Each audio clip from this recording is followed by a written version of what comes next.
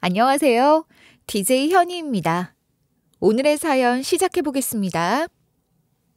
안녕하세요. 저희 집은 다른 집에 비해 그래도 재산이 어느 정도 있는 편이에요. 딸은 지금 직업이 정형외과 의사고요. 아들은 의류 사업을 하고 있는 중이에요. 엄청나게 자랑할 정도는 아니라 하지만 그래도 어디 가서 돈으로는 아쉬운 소리 하지 않을 정도라 할 수 있는데요. 우리는 네 식구가 전부 다 돈을 버는 중이다 보니까 며느리 될 아이는 전업주부면 참 좋겠다 싶었어요. 아들 내조를 해주었으면 했거든요. 이런 이야기를 여기저기 하고 다니다 보니까 우리 아들 중매 서주겠다는 여러 사람의 덕을 보면서 참하고 가정적인 아이가 우리 집 며느리가 되었답니다. 제가 바라던 현모양처 그 자체라는 생각이 들어 참 마음에 들었어요. 우리 아들하고도 죽이 잘 맞는지 이렇게 중매로 만나게 되었지만 서로 뜻이 맞고 마음도 맞아 금세 결혼까지 하게 되었어요. 아들의 행복이 곧 내 행복이라는 거 다 아시죠? 결국 아들 결혼식 날 제가 또 찔끔 울었다는 거 아니겠어요? 그렇게 탄탄대로로 우리 집안이 흘러가나 했었는데 아들의 사업이 결혼 직후부터 휘청하기 시작했어요. 원래 사업이라는 게 그렇게 항상 잘 되는 건 아니거든요. 매출이 조금 지지부진하다 싶었는데 코로나가 커지게 되면서 아예 마무리를 지어야 했어요. 뜻하지 않게 폐업으로 이어져 버렸는데 얼마나 속상하던지요.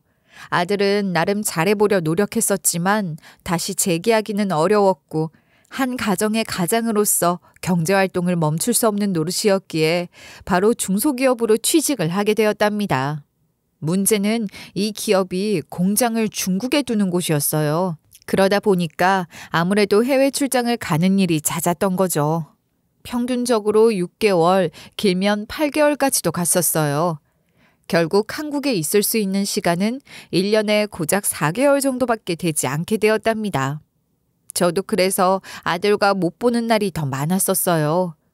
일은 또 어찌나 바쁘던지 한국에 와서도 눈코 뗄 새 없이 출퇴근을 했었답니다.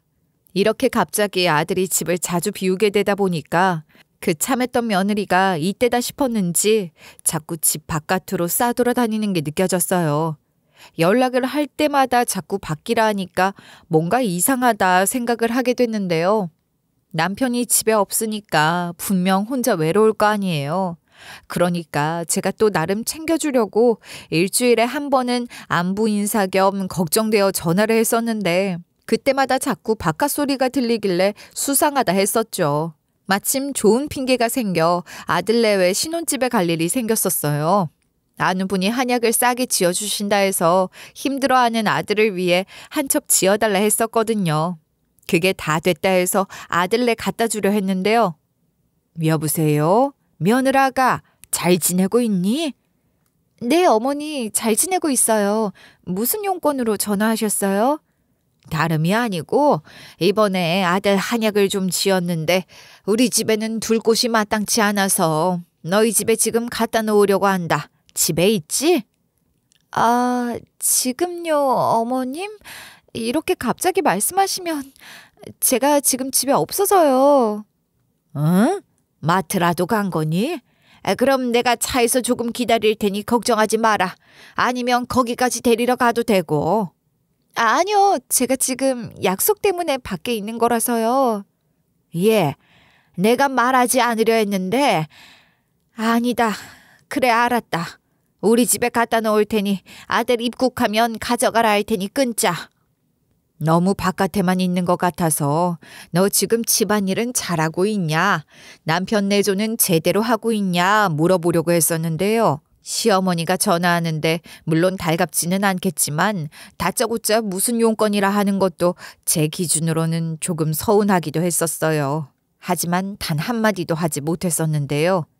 요즘에는 이렇게 며느리 잡는 잔소리를 조금이라도 하면 시집살이 시킨다 말이 많아진다 하더라고요. 그래서 애써 꾹꾹 참고 지내고 있었어요. 괜히 그랬었다가 우리 아들한테 불똥이 튈까 걱정이었거든요. 그렇게 시간이 지나면서 우리 아들도 일에 정착을 좀 하고 그러면 나아질 수 있겠지 싶어 기대하고 있었어요. 그러던 중 어느 날 건강검진을 하며 우연치 않게 제가 암에 걸렸다는 사실을 알게 됐어요. 암에 걸려보신 분들은 다 아실 거예요. 이게 서서히 알게 되는 게 아니라 갑작스럽게 소식을 듣게 되잖아요. 저도 너무 갑작스러워서 놀랄 수밖에 없었어요. 제가 원래 건강검진을 자주 받는 편이 아니었거든요. 바쁘기도 하다 보니 원래 2년에 한 번씩 받아야 하는 걸 평소에 귀찮아 일부러 몇 년에 한 번꼴로 가곤 했네요. 그걸 가지고 딸이 평소에도 엄청 잔소리를 했었거든요. 엄마 나이면 조심해야만 하는데 왜 맨날 건강검진을 소홀하게 하냐며 말이에요. 여담이지만 건강검진 받아야 하는 거 알지만 왜 그렇게 시간 내서 받으러 가기 귀찮은지 모르겠어요. 아무튼 딸이 이렇게 옆에서 하도 성화도 하고 그래서 이번에 4년 만에 건강검진을 받으러 가게 되었거든요. 근데 그때 제가 뭔가 이상하다 싶은 징후가 좀 있었어요. 복부 팽만감이 자주 들고 소화불량 때문에 골치였었거든요. 하루 이틀도 아니고 거의 만성적이었기 때문에 그러다 보니 나도 뭔가 몸에 이상이 있는 거 아닐까 했었어요. 그런데 아니나 다를까 깜짝 놀랄 만한 결과를 듣게 되었죠. 바로 간암 소견이었는데요. 단순하게 배탈이나 났겠지 싶었던 게 이렇게 큰 문제라니 너무나 걱정되기 시작했어요. 네? 제가요? 말도 안 돼. 제가 간암이라고요? 네. 정확히는 어느 정도 진행이 되었는지는 큰 병원에 가셔야만 알 것 같습니다. 서둘러 검사 받으셔야 할 거예요. 큰 병원까지 가야 할 정도면 저 많이 아픈 거 아닌가요, 선생님? 어떻게 하면 좋을까요? 지금 검사 결과는 그나마 종양 크기가 그리 크지 않은 상태입니다. 최근 들어 평소와 다른 점은 따로 없으셨나요? 안 그래도 제가 요즘 계속 배가 더부룩하고 불편했었거든요. 뭘 먹어도 소화가 제대로 되지 않아 잘 먹지도 못했었는데. 아무래도 그런 문제가 다 간암 환자에게서 나오는 소견이라 대표적으로 복부 팽만감, 소화불량 등이 자주 나타나는 증상 중 하나입니다. 문제는 간이라는 게 침묵의 장기라서 평소 아파도 잘 티가 안 나는 장기거든요. 근데 이렇게 증상이 나타나신 걸 보면 초기는 아니실 것 같고 이미 좀 진행이 되셨을 것 같아서요. 그럼 제가 지금 많이 위험하다는 소리인 거죠? 저희는 기본적으로 검진을 해드리는 곳이라 이렇다 저렇다 결론을 지어드리기는 많이 어렵습니다, 환자분. 큰 병원으로 가보셔야 할 것 같네요. 듣자마자 이게 무슨 청천벽력 같은 소리인가 했어요. 최근 살도 많이 빠지고 좀 피곤하다 싶었었는데요. 나름대로 열심히 운동도 하고 식단도 해서 말년에 다이어트가 참 잘 되었다 싶었죠. 여기저기 자랑도 하고 했었는데 살이 빠진 게 이건 역시도 간암 때문일 가능성이 크다예요. 바보같이 자기 몸 아픈 것도 모르고 신나서 다이어트 잘 되어간다 이야기를 하고 다녔으니 얼마나 스스로에게 관심이 없었는지 한숨이 나올 지경이었어요. 미리 알았었다면 더 일찍 대처할 수 있었을 텐데 나 자신에게 더 관심을 가질 걸 싶기도 했었고요. 의사 선생님 말로는 간혹 여기서는 종양 크기가 작게 나온다 해도 위치에 따라서 다시 자세하게 검사를 해보면 종양 크기가 다르게 나오기도 한다 그러시니 더 무서웠어요. 다른 곳에서 봤는데 이미 다 진전이 되어 어쩔 수 없습니다 하면 어쩌나 그런 걱정도 내내 되었고요. 일단 정확한 건 큰 병원에 가봐야지만 알 수 있다는 거예요. 소견이 너무 불안하게 나와버려 걱정이 이만저만이 아니었어요. 여기서는 초기인지 말기인지조차 알 수가 없다고 하니까 더 불안할 수밖에 없었죠. 저는 이때만 해도 내가 벌써 죽을 병에 걸렸구나 싶어 앞이 까마득하게 느껴졌답니다. 큰 병원으로 가서 검사 결과가 나오게 된다 하면 거기에 따라서 입원을 해야 하게 될 수도 있고 병원으로 왔다 갔다 하면서 통원 치료를 해야 할 수도 있다 하는데요. 당장 결과가 나온 건 아니지만 아무튼 어떤 유형으로 병원을 다니든 혼자서는 어렵겠다 싶었어요. 그래서 간호를 누군가 같이 해준다면 딱 좋겠다 싶었죠. 문제는 우리 가족은 전부 다 일을 하는 중이기 때문에 쉽사리 부탁할 수가 없었어요. 오히려 저보다 더 바쁘게 살고 있었으니까요. 그래서 혹시나 전업주부로 시집으로 온 우리 며느리에게 혹시나 병수발을 좀 해줄 수 있겠냐 물어보았어요. 지금 병세가 어느 정도인지 확실하게 소견이 나온 건 아니지만 상황에 따라서는 투병 기간이 길어질 수도 있는 거잖아요. 그래서 미리 이야기를 해보았는데요. 저도 양심 없게 무상으로 챙겨달라는 것도 아니었어요. 엄연히 사람을 돌본다는 게 힘든 거기 때문에 돌봐주게 되면 당연히 섭섭치 않게 챙겨주겠다 이야기도 했는데요. 우리 며느리 딱 잘라 거절하더라고요. 아들 사업이 안 좋아지게 되었으니 자기도 돈 벌 준비를 해야 하지 않겠냐며 안 되겠다 하는데 솔직히 할 말이 없었어요. 건강검진을 받으러 갔는데 내가 암이라지 뭐냐. 나도 너네한테 신세 지고 싶지는 않은데 우리 애들은 다 일하는 중이잖니. 너만 괜찮다면 같이 살면서 나 좀 보살펴 줄 수 있을까? 내가 그냥 같이 있어 달라는 건 아니고 사람 돌보는 게 어찌 쉽겠니. 힘든 거 다 아니까 달마다 넉넉하게 챙겨주마. 부탁 좀 할게 며느라가. 어머님, 저도 그러고 싶은 마음은 굴뚝 같은데 저도 어머님 간호해드리기는 시간이 없어 어려울 것 같아요. 아니, 아들도 지금 집에 없고 니네가 애가 있는 것도 아니지 않니? 바쁠 게 하나도 없는 걸로 아는데 나랑 있는 게 불편해서 그러니? 같이 지내는 게 어려우면 낮에만이라도 안 될까? 나도 참 이런 부탁하기가 뭐하구나. 승철 씨가 중국에 가 있는 동안 저도 한국에서 일을 좀 시작해 보려고요. 지금 월급으로는 생활비 하기도 빠듯해서요. 저희 저금도 해야 하고 대출 이자도 계속 갚아나가야 하는데 제가 내내 쉴 순 없을 것 같아요. 저 생활하기도 바쁘고 힘들어서 저는 어려울 것 같고 간병인을 따로 불러보시는 건 어떠세요? 내가 다른 사람은 영 불편해서 어떻게 안 될까 며느라가? 일하는 거 얼마나 받기로 했니? 내가 그만큼 줘보도록 노력해보마. 돈이 문제라면 다시 좀 생각해보는 게 어떻겠니? 자꾸만 이야기해서 미안하다. 다시 한번 생각해봐도 어려울 것 같아요, 어머님. 어떻게 그만큼 챙겨주시겠어요? 힘드실 텐데 몸 챙기는데 더 쓰세요. 제가 나중에 또 전화 드릴게요. 솔직히 좀 섭섭했었어요. 저렇게 딱 잘라 거절할 줄은 몰랐거든요. 제가 아프다 하면 그래도 어디 편찮으시냐, 많이 편찮으시냐, 적어도 어떤 암인지는 궁금해할 것 같았는데 그마저도 궁금해하지 않는 모습이었죠. 말투는 사근사근한 듯 말을 해도 여기에 대한 거절 의사가 확실하게 있다는 게 느껴졌어요. 그 다음부터도 계속해서 무슨 면접 준비를 해야 한다, 취업 공부를 해야 한다는 이유를 둘러대면서 전화도 제때 받지 않게 되었어요. 누가 봐도 철저하게 저에게 거리를 두는 게 느껴졌었는데 집안 내조를 조금이라도 도와줄 줄 알았는데 아들의 사업 실패로 인해 본인도 일을 하겠다 하니까 더 뭐라 할 수가 없었네요. 물론 며느리 일도 신경이 쓰이기도 했었지만 얼른 잊어버려야 했어요. 지금 당장은 내 몸을 먼저 살펴야 했으니까요. 지금 당장 어떠한 상태인지 그리고 어떻게 해결을 해야 하는지 다급하게 알아보아야 하는 상황이잖아요. 얼마나 걱정이 되면 제가 또 제대로 밥도 못 먹고 있었거든요.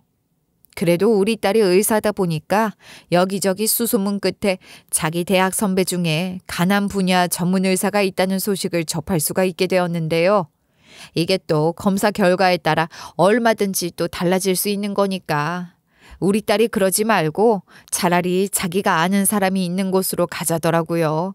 생판 모르는 사람에게 검진을 받느니 차라리 좀 아는 사람에게 받으면 좀 낫겠지 싶었어요. 그렇게 정말 한 줄기의 희망을 가지고 바로 예약을 했답니다. 그렇게 딸이 아는 선배가 있다 하는 병원으로 향했어요. 보니까 조금 큰 개인 병원이었는데 어찌나 안에 사람이 많던지요. 돈도 많이 벌겠다 생각이 들 만큼 시설도 좋고 규모도 상당했었죠.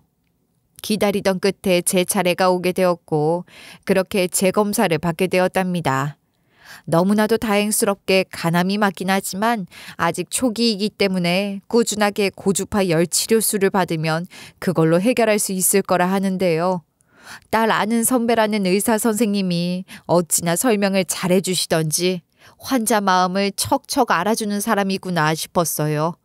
그 의사 선생님에게 궁금한 것도 다 물어보았는데 하나하나 다 꼼꼼하게 대답도 해주셨어요. 간암이 초반에는 따로 증상이 없다 하는데 제가 복부 팽만감하고 소화불량이 좀 있거든요. 이게 왜 나타나는 걸까요? 간암 때문인 줄 알았는데 아니라는 거죠? 아, 혹시 최근 평소와 다르게 자주 먹었다 하는 거 있으신가요? 그런 것 때문에도 종종 암 증상하고 헷갈리시는 분들이 많이 계세요. 그래서 늘 환자분은 식사 조절을 잘 하셔야 하는 거고요. 최근에 내가 뭘 먹었더라? 딱히 식사에 변화는 많이 없었거든요. 아, 참. 다이어트를 좀 한다고 닭가슴살이랑 곤약을 좀 많이 먹긴 했다. 요즘 많이 나오잖아요. 다이어트용으로 만든 곤약 젤리 같은 거요. 그게 참 달달하고 맛있는데 칼로리가 적다 해서 자주 먹었어요. 근데 그런 게 문제가 되나? 역시 먹는 것 때문이셨네요. 곤약이 원인인 것 같아요. 곤약이 다이어트 식품으로 주목받아 요즘 그렇게 많이 나오곤 하는데요. 이게 또 안 맞는 분이 드시거나 너무 많이 드시거나 하면 복부팽만 소화가 잘 안 되거나 하실 수 있어요. 제가 보기에는 아무래도 이 곤약 때문에 나타난 문제가 아닐까 싶네요. 어머나, 생각지도 못했어요. 나는 살 빠지는데 좋다길래 실컷 먹었는데 몸만 아팠네. 더 이상 먹으면 안 되겠네요. 이렇게 위험한 건 줄 몰랐어요. 아니에요. 이번에 감량에 성공하셨다면 닭가슴살이랑 곤약이 큰 도움이 됐을 겁니다. 간암하고는 크게 연관짓지 않으셔도 될 음식인 것 같네요. 하지만 이제부턴 치료가 먼저이기 때문에 너무 무리해서 다이어트 하지 않으시는 게 좋겠습니다. 식단도 잠깐 멈추시고 간에 좋은 음식들 위주로 드시는 게 좋겠어요. 걱정이 될 만한 음식은 나중에 다 낫고 드세요. 아유, 선생님, 너무 감사드려요. 안 그래도 걱정이 한가득이었는데 너무 다행이에요. 너무 친절하게 잘 알려주셨고, 나와 같은 환자도 많이 다루어 보신 선생님 덕에 빠르게 제 상황에 대해 파악하고 해결할 수가 있었죠. 덕분에 온 가족의 걱정도 한시름 덜 수가 있었고, 고마운 마음에 제가 밥 한 끼 살 테니 같이 먹자 했답니다. 마침 점심시간이기도 하고 딸이랑도 오랜만에 만났다 하니 셋이 같이 밥을 먹으러 갔어요. 서로 간단히 근황 이야기도 하게 되었는데 돈도 많고 핸섬하게 생기셨길래 결혼하셨겠지 싶어 물어봤는데 알고 보니 한 번 갔다 온 사람이더라고요. 지금 당장은 혼자라 하는데 곧 재혼할 예정이라며 엄청 좋아했었어요. 이전에 만나왔던 전 부인은 외도로 이혼까지 갔었기 때문에 마음의 상처가 이만저만이 아니었다 하는데 제 일도 아니지만 제 아들이 떠오르며 참 안타깝다 싶었어요. 얼른 좋은 분과 새 출발하길 바랐네요. 지금껏 계속 쭉 혼자로 지내오다 이번에 좋은 사람을 만나게 될 수 있었다 하면서 새로 만나게 될 사람 역시 재혼하는 사람이라는데요. 돌싱인데도 가정적이고 너무 예쁜 현모양처 스타일이라고 어찌나 자랑을 하는지 하도 자랑을 해대는 통에 우리 딸이 궁금하니 사진을 좀 보여달라고 했어요. 어? 이 사람... 아니 얘는 사람 얼굴을 보고 그렇게 소리를 지르면 어떻게 하니? 엄마 사진 좀 봐봐. 나 진짜 너무 깜짝 놀랐어. 의사 선배가 사진을 보여주었는데 딸이 냅다 소리를 빽 지르는 거예요. 교양 없이 그것도 식당에서 그렇게 다른 사람의 얼굴을 보고 큰 소리를 내니 작게 다그쳤죠. 그러니까 딸이 급하게 이거 좀 보라며 의사 선배의 핸드폰을 건네주었는데요. 충격적이게도 거기에 있는 사람은 제 며느리였어요. 눈을 몇 번이고 다시 감았다 떠도 내 며느리였죠. 딸이랑 제가 너무 놀라니까 이 선배가 왜 그러냐며 당황하는 모습이 보였어요. 아무래도 모르는 눈치였는데 바로 말해야 하나 어째야 하나 머뭇거리고 있었어요. 그랬더니 딸이 냉큼 또 모른 척을 하대요. 거짓말을 하기에 왜 그러나 싶어 쳐다보니 모른 척하라 눈짓으로 신호를 보내더라고요.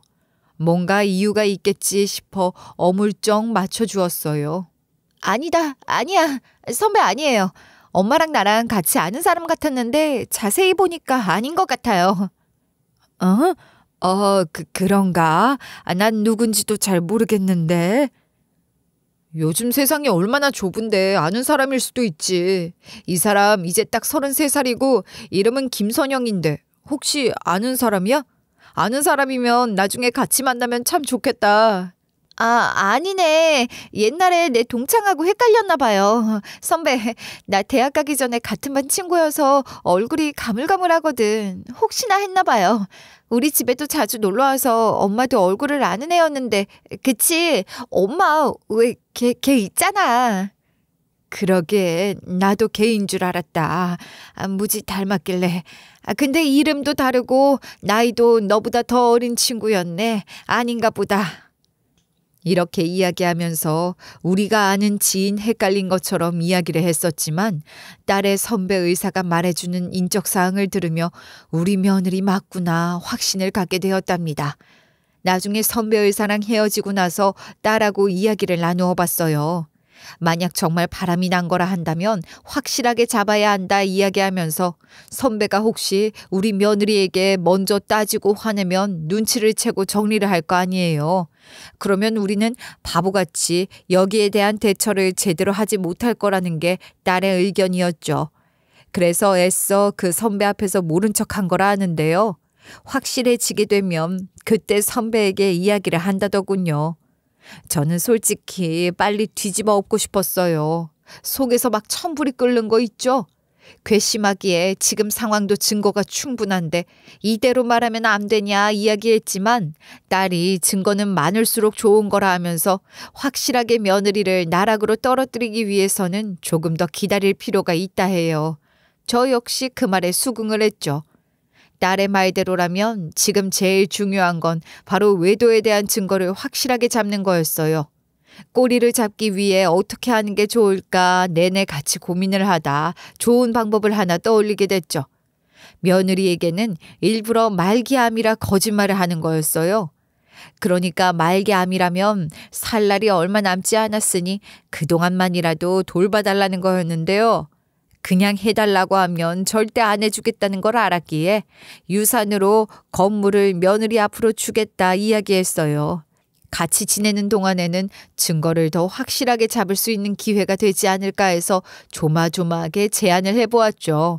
처음에는 망설이는 것 같더니 딸이 옆에서 엄청나게 바람을 잡더라고요. 저나 오빠가 돌봐드리면 너무 좋은데 저는 워낙 바쁘고 오빠는 이제 막 자리를 잡을 때잖아요. 올케한테 부탁해서 너무 미안해요. 근데 부탁할 사람이 올케밖에 없잖아요.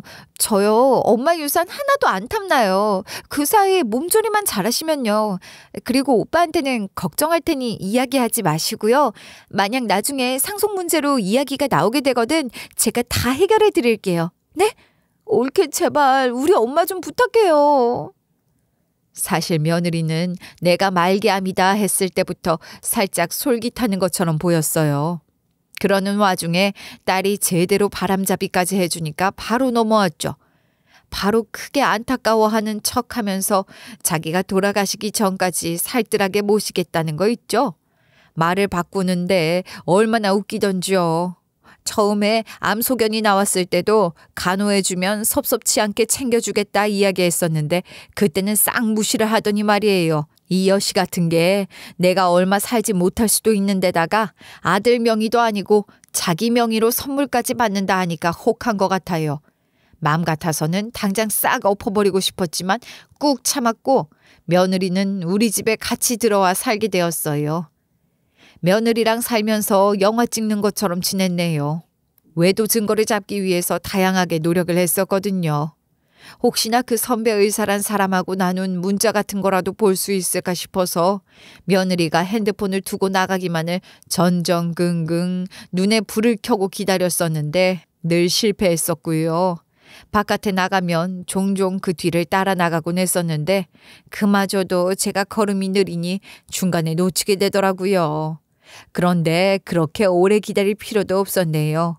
그날은 제가 병원에 고주파 열 치료수를 받기로 한 날이었어요.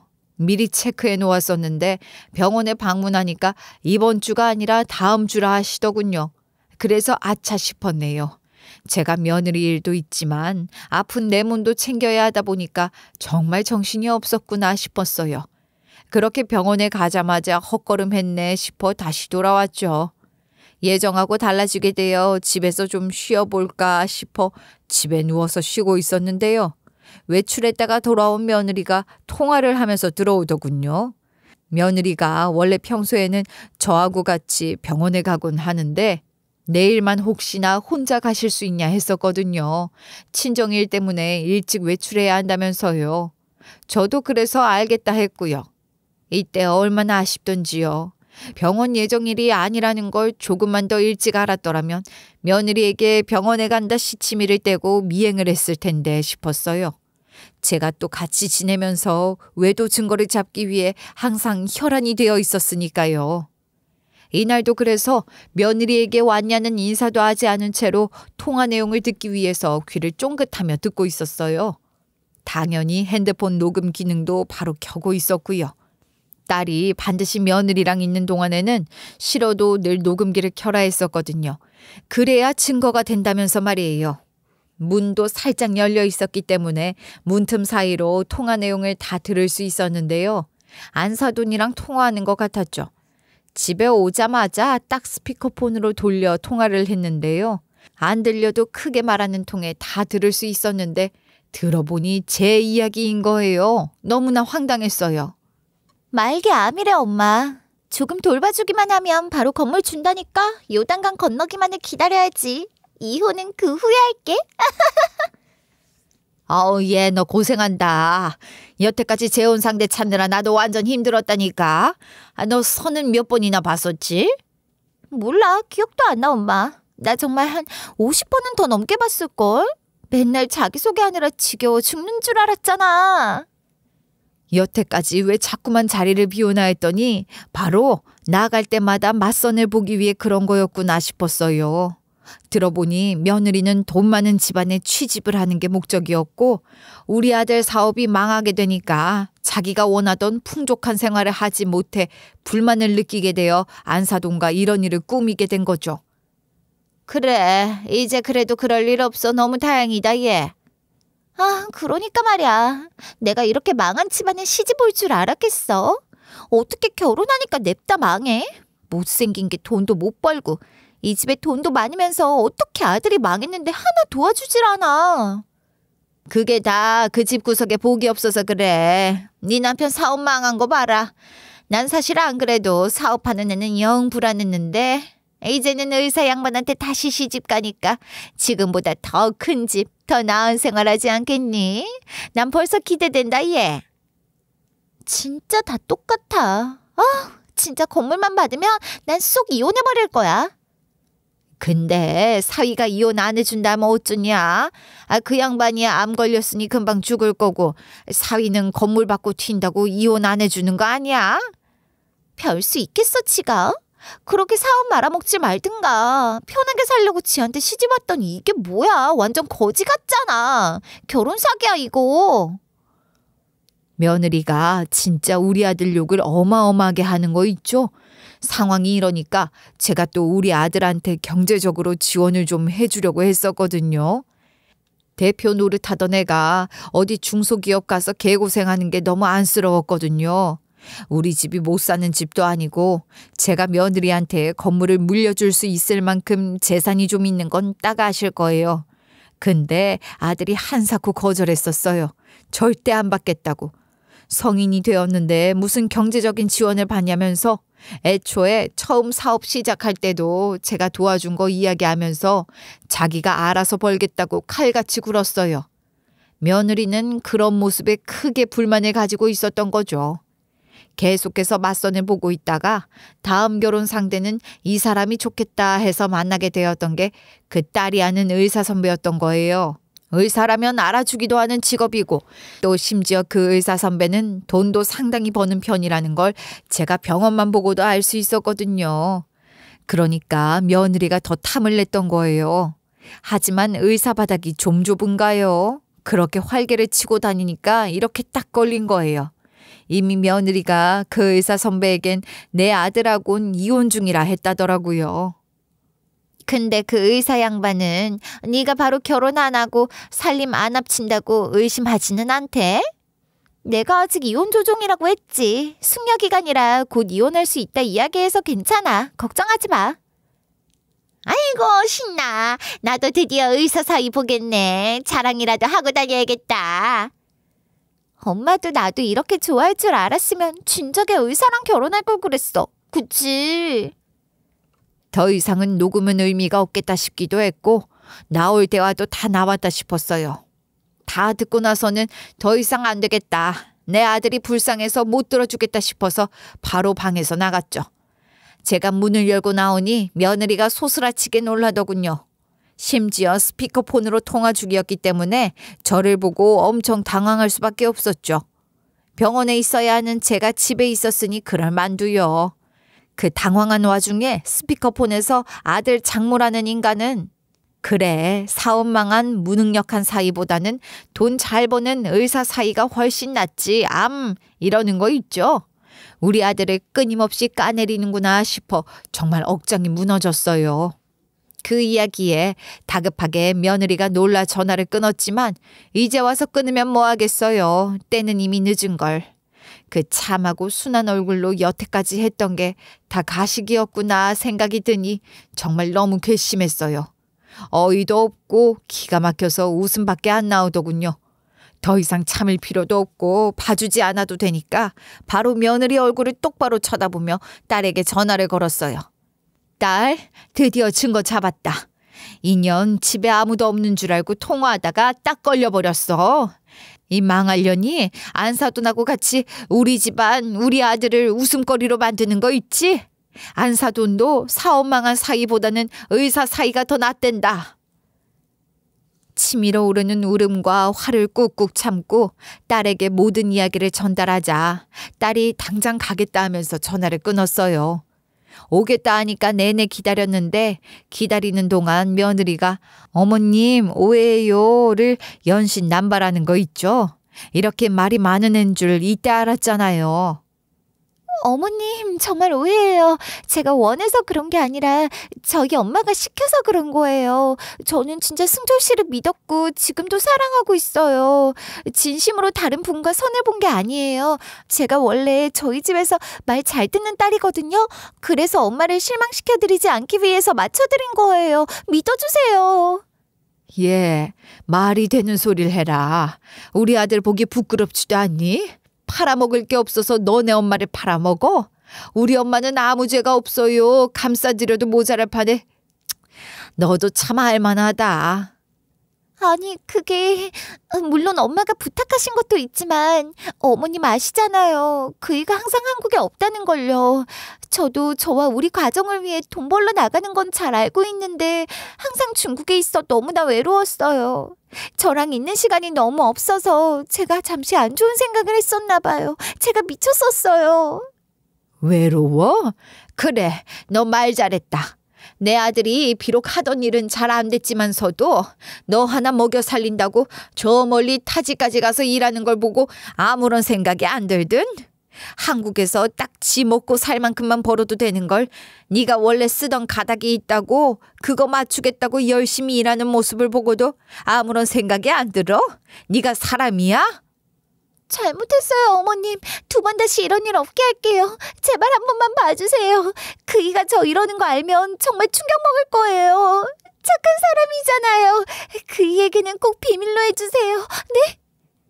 어이가 없어서. 네가 앞으로도 우리랑 같이 있을 거라고 생각하고 우리 아들한테 말하지 말라는 거야?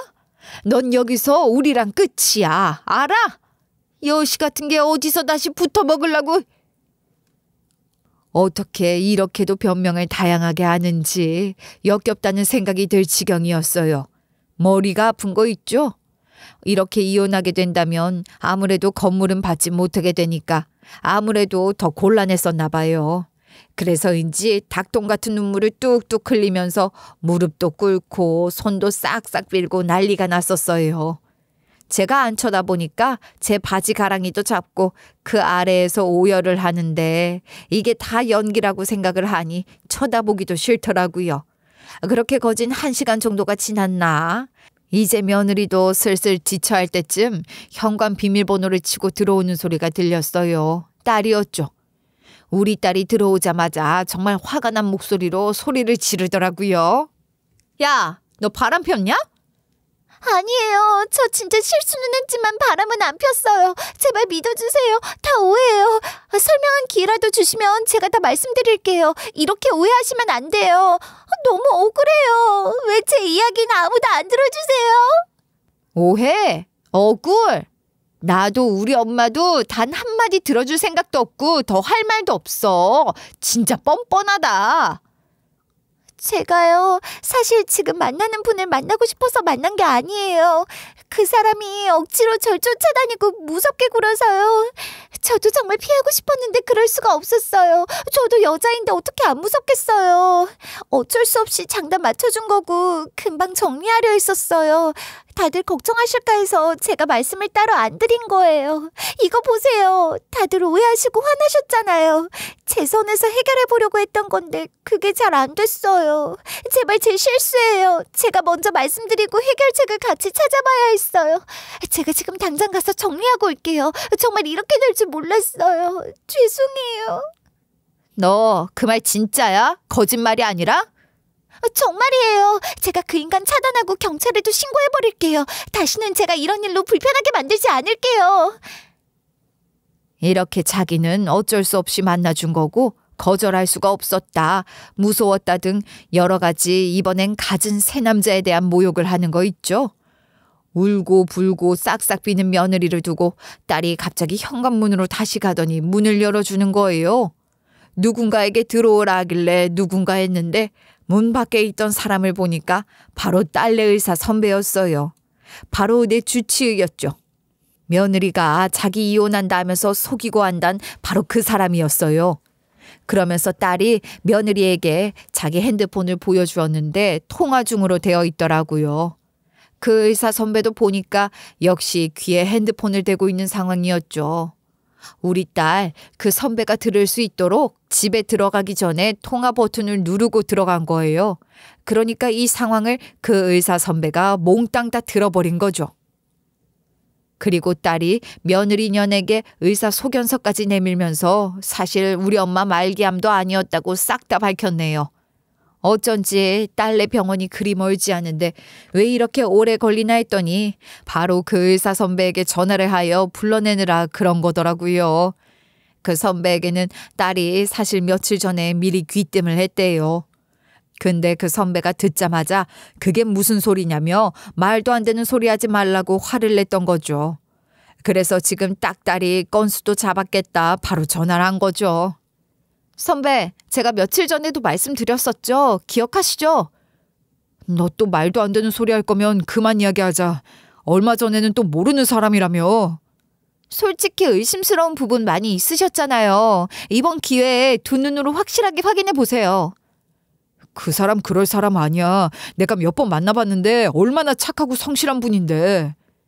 저 진짜 마지막으로 선배 도와드리는 거예요.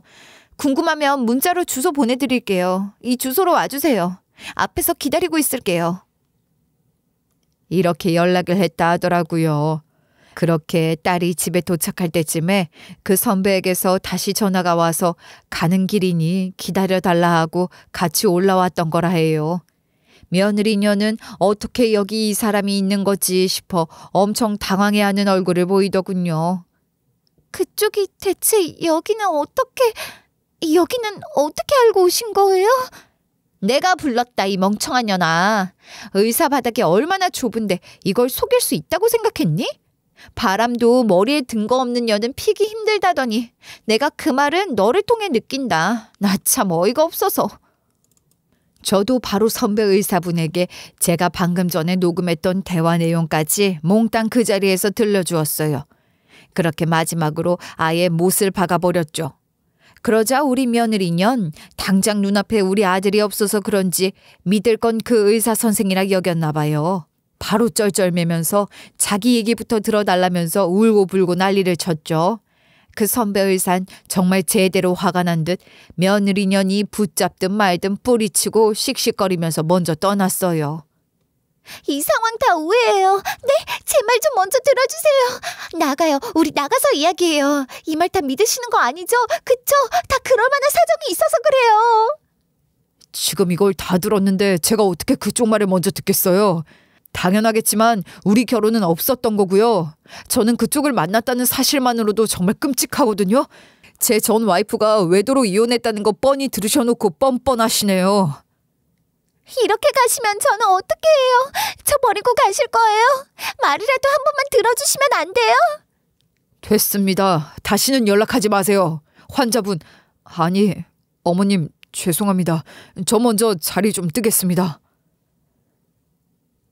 우리 딸에게도 눈인사를 하더니 냉큼 그 자리를 벗어났어요. 며느리녀는 그 뒤를 쫓아가는 것 같더니 또 집 밖으로 아예 나가면 안 되겠다고 느꼈는지 또 우리를 쳐다보면서 눈치를 보더라고요. 그래서 어림도 없다고 저희도 당장 짐 싸서 나가라고 저랑 제 딸이 캐리어 안에 며느리년 옷이랑 소지품을 싹 다 몰아넣어 며느리년이랑 같이 내쫓아버렸어요. 그 다음에는 중국에 있는 아들에게도 기니 할 이야기가 있으니 잠시 한국에 들어오라 이야기를 했죠. 그리고 여태까지 있던 자초지종을 설명해 주면서 이혼하라 이야기를 했어요. 나름대로 가정을 지키기 위해서 열심히 일했던 아들이라 그런지 듣고 나서 눈에 띄게 착잡해하는 게 보였어요. 사업이 망했을 때 엄청나게 죄책감을 가지고 있었던 터라 바로 일도 구했던 건데 그게 또 자기 마음대로 안 풀리니까 어찌할 바를 모르는 모습이었는데요. 아들 앞에 며느리도 다시 불러 자기 입으로도 이야기하게 했죠. 혹시나 다른 말을 할까 싶어 제가 녹음했던 내용까지 바로 앞에서 들려주었어요. 아들 욕이 같이 있는 대화 내용이다 보니까 제가 또 들으면서 너무 속상했던 거 있죠? 당신 이게 사실이야? 내가 중국 가 있는 동안 그런 생각을 하고 살았어? 도대체 내가 한국에 있는 동안은 어떤 낯짝으로 본 거야? 얼굴도 두껍다 진짜. 미안해 여보. 정말 미안해. 내가 다 잘못했어. 아들이 먼저 며느리년에게 이게 사실이냐 하니 사색이 되어 미안하다고만 계속해서 반복하기만 했었어요. 그 자리가 파고 나서는 계속 저희 아들에게 연락을 시도하면서 자꾸 이야기 좀 들어보라 했다는데 아들은 아무런 반응도 하지 않았다네요.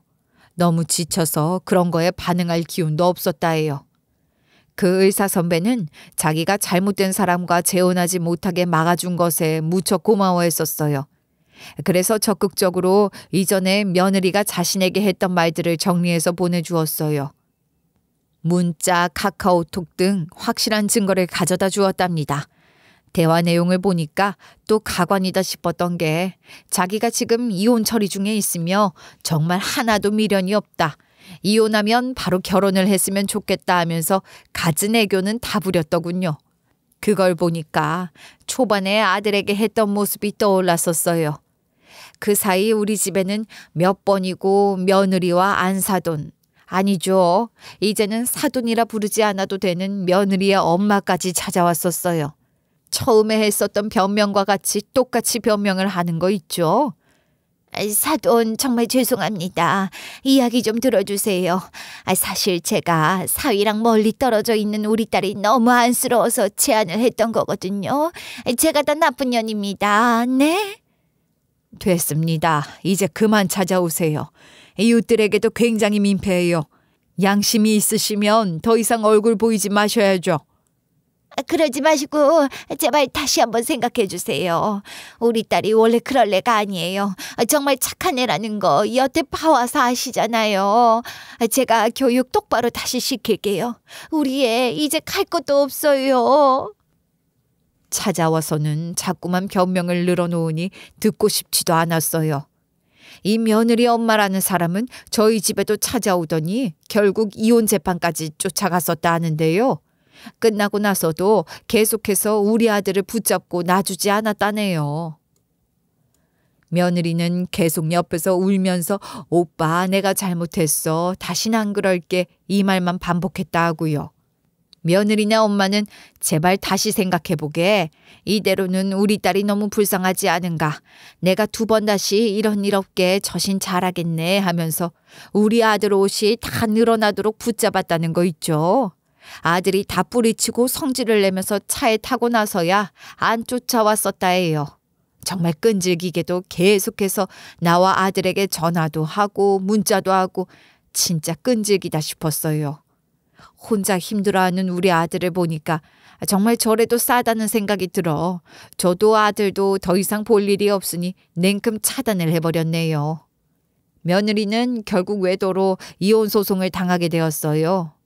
결혼 기간 역시 그리 길지 않은 편이다 보니까 재산 분할에 있어서는 그다지 걱정할 필요가 없었죠. 며느리년 대단하다 싶었던 게 전업주부하면서 집안일 하나 제대로 하지 않았더라고요. 아니 무슨 어플로 가사 도우미를 이렇게 부른 건지 그것도 싹 다 우리 아들 카드로 긁은 거라 증거 찾기도 식은 죽 먹기였어요. 안 그래도 전업주부면 기여도 측면에서 불리한 편이라 하는데요. 애도 없으면서 집안일까지 안 하고 또 결혼기간도 그리 길지 않다 보니 기여도 인정을 못 받았었답니다. 그렇게 거의 빈털터리 상태로 이혼까지 가게 되었어요. 유책 사유가 며느리 쪽에 있다 보니까 위자료 역시 그쪽에서 뱉어야 하는 꼴이 되었고요. 나중에 딸에게 들어보니까 우리에게 이런 변명이 먹히지 않으니까 그 다음에는 그 의사 선배에게 가서 매달려 봤다고 하는데요. 그 선배에게도 며느리년이 혼인을 빌미로 의사 선배에게서 돈을 좀 뜯어갔었나 보더라고요. 고소까지 한다는 소식을 듣고 저도 깜짝 놀랐었네요. 얼마나 뜯어먹은 거야 싶어 새삼 놀랐었어요. 그 이후에 이야기를 들어보니 며느리는 우리 쪽에서도 유책 사유로 인한 이혼이었기 때문에 위자료 지불로 경제적으로 피해를 입었었잖아요. 그 선배에게서도 혼인빙자 사기 고소를 당하게 되었는데 그게 사기죄로 이어진다더군요. 그래서 처벌을 받았다 들었어요. 결국 그렇게 우리 눈에서도 아예 사라지게 되었답니다. 우리 아들은 결혼 생활에 회의감을 가지게 되어 지금도 힘들어하고 있어요. 그러다 보니까 이 다음에도 재혼을 안 한다 하면 어쩌나 걱정스럽기도 한데요. 지금 당장은 아들은 이혼의 상처로 인해 당분간은 사람을 만날 생각이 없다네요. 나중에 상처가 치유가 되거든 그때는 진짜 좋은 사람을 찾아볼 거라고 해요. 그렇게라도 이겨내는 모습을 보니 정말 다행이다 싶었죠. 여태까지 있던 일이 거짓말이었던 것처럼 지금은 평화로운 날이 이어지고 있지만 그때만 생각하면 정말 치가 떨려요. 이제야 이렇게 이야기해보네요. 속이 다 시원해요. 사연을 끝으로 우리 아들에게 꼭 다시 꽃피는 봄날이 찾아왔으면 좋겠네요.